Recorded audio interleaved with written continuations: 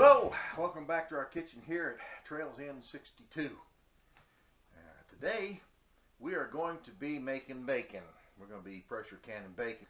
And just before we get started here, I just wanted to share some things with you as far as canning bacon, pressure canning bacon like any meat. You have to make sure that you do it properly, do it for enough time.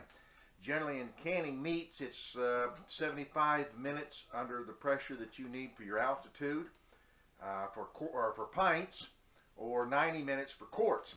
Some people say that canned bacon, like canned hamburger and other canned meats, 3 to 5 years, they say that will last pressure can. Some people say it will last as long as 10 years. Some people say longer than that. The USDA, that is the United States Department of Agriculture, the U.S. government doesn't recommend canning meat at all. So you need to keep that in mind if you decide to can meat. If you decide to can bacon like we're going to be doing today,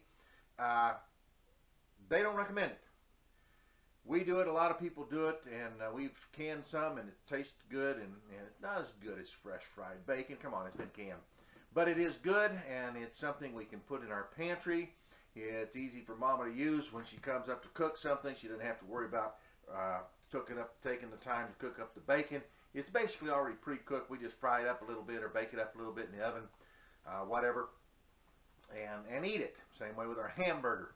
Our ground hamburger, we pressure can it. And hey, it's convenient, it's easy to use. Don't have to worry about cooking it up. You come up at the last minute, decide you want to do something with meat in it, you have the meat ready. As long as it's good, you smell your meat when you open it up. You smell it, make sure it smells good, make sure it looks good, not turning green or got hairy stuff all over it or things like that. Always check it when you can something and you open it up, especially if it's been some time. Make sure you check it anytime. Check it and make sure that it's still good, the lid's sealed. Always make sure that lid is sealed before you use it.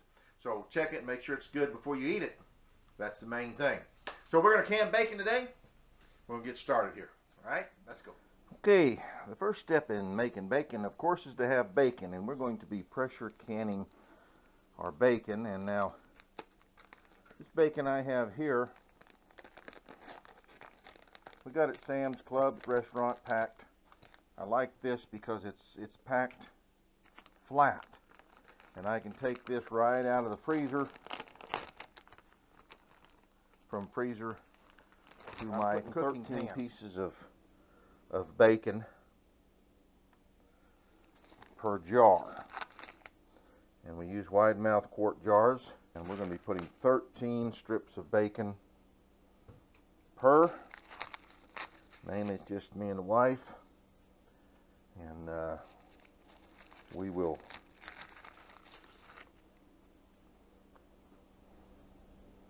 have bacon for us, and then bacon to put in the gravy when we make biscuits and gravy. Bacon in the oven,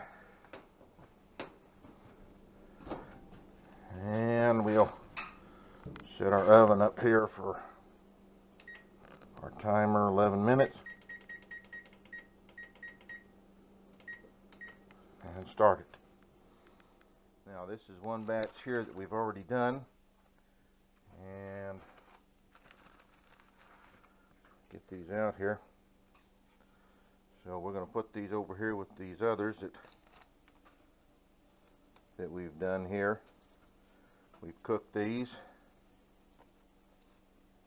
These are partially cooked. I do this in the oven. You can do it in the fryer, and there's different methods that people use. I cook it at 375 on a grate to get drained off as much of the fat as possible. 375 for 11 minutes, and that's how it comes out. Not all the way cooked, but not raw. Now, as I said, I pre-cook mine 11 minutes at 375 degrees. Some people do it longer. Some people like to fry them up a little bit, and some people do them raw. So you can do it either way. And the research that I've done shows that if they're cooked a little bit, then when they're taken out after being pressure canned, they don't crumble up so much. One of the things that you have to remember to do is, of course, drain your grease off, because there is going to be grease. You don't want there to be too much in there. So every once in a while you got to drain it off. Okay, now I'm going to be getting my canner ready, my pressure canner. I've got water down in. I put a little extra water in when I do meat because you have to do it for so long. I don't want it to run out of water. And I'm just putting in just a little splash of vinegar because we have very hard water. And that's for my lids. And I'm going to get a little vinegar here to wipe the rims, because you want to wipe your rims with vinegar because that cuts the grease, and then you won't have any grease on the rims, and that'll keep it from sealing. Okay, now when we can bacon, we are going to be putting it in parchment paper. Some people use just brown paper from the store. I've seen them use regular parchment paper. From the study that I've done, I think unbleached parchment paper works the best, and we'll be lining the bacon up on here, and then we'll be using a half sheet to double cover it. Some people use a whole sheet. The main thing is that your bacon is spread out, and we'll show you this when we get to it, but it's spread out and then in fact is completely covered, doesn't touch each other, because we are going to be folding it over. That's why we only pre-cook our bacon, so that it is still flexible and not crispy. And we're going to be setting it on here, and we want it right at the top. We want to leave some space over here because we're going to be folding this over because we want it all enclosed. And we're going to line it up. I've cut this 24 inches, not touching each other. I'm going to take my half sheet and I'm going to put it down first before I fold the bottom up. And then I'm going to fold the bottom up. And what this does is allows that half sheet to stay on better. Then I'm going to fold over the ends. Fold both ends in so that they're folded over onto the bacon. I'm not worried about the excess parchment paper. Then I'm going to take my folding board and I'm going to put it down. Make sure my paper is folded and my board's down. Now I'm going to fold this over, folding my bacon in half. I slide my board out.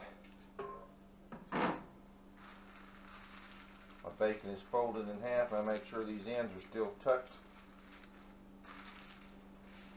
And then I'm going to roll. Of course, I'm not going to roll this quite so tight because I don't have as much bacon on it as I've seen others put on it, apparently. So the whole thing is that I can get, as long as I can get down into the wide mouth jar. Okay, now you can find several different ways to do this, and we can cut off the excess parchment paper here. So I'm going to cut it off a little bit extra here, not a lot of it, but I want to make sure I had enough parchment.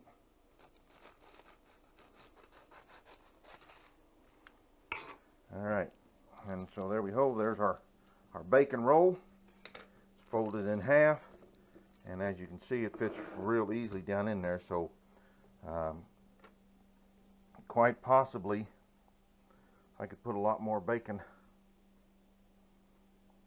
to a roll, but that's what we'll eat. And we got our air space here in the top. I like to have the space in the top, so we got our space in the top.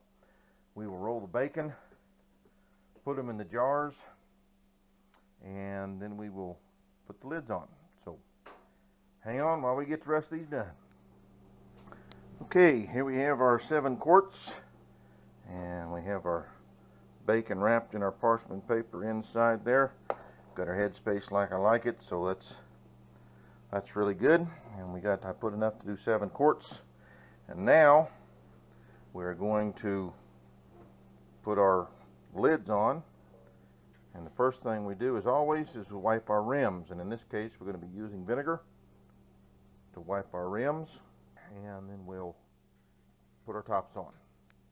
Now we're going to dip this down in our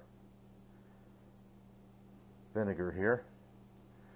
A little wipe with the vinegar, and that'll wipe off any grease that may be on the rim. Stick our lid on and our rim.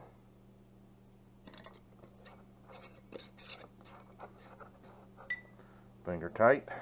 Now that may not be exactly 7 pounds of bacon, but it's 7 meals of bacon.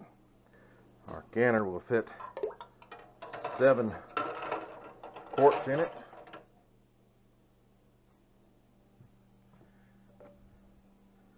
Keeping in mind these don't have a lot of weight, so they tend to lay a little askew in there, but they won't fall over.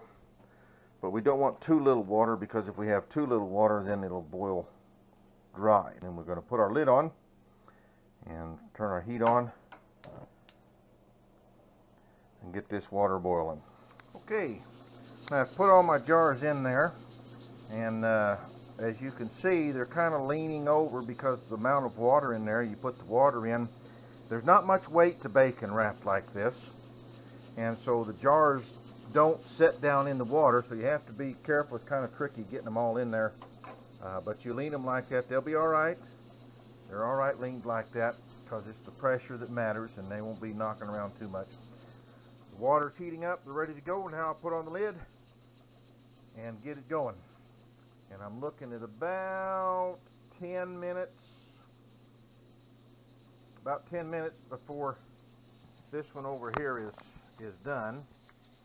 So that's how long it took me. That one started, and it took me that long to get this other put together, get it cooked, and get everything put together. So once this one is done, I can shut the heat off it. I'll move this canner here over onto the big burner, and it won't take near as long. But for right now, we'll start it on this one, get it heated up, put the lid on it, and get her done. Okay, so we've got it done, and it's gone through the process, an hour and a half of processing. They've cooled down and everything. But I want to point out something here. I've only had 6 quarts available, and if you look, you'll notice I put an empty jar here in the middle, put some water inside of it to weight it down, but put it in the middle to keep the jars from falling over completely. And there we are, 13 quarts of bacon, and I've got 13 pieces of bacon in each one. You could probably do more. They say you get 1 pound and 1.2 or 1.3 pounds, something like that, per jar. But this is what we use, so that's what we did. I think one jar, the last one, I think's got 15 pieces in it, because there was a couple of extra pieces in the packages. And there we have it, Makin Bacon here at Trails Inn.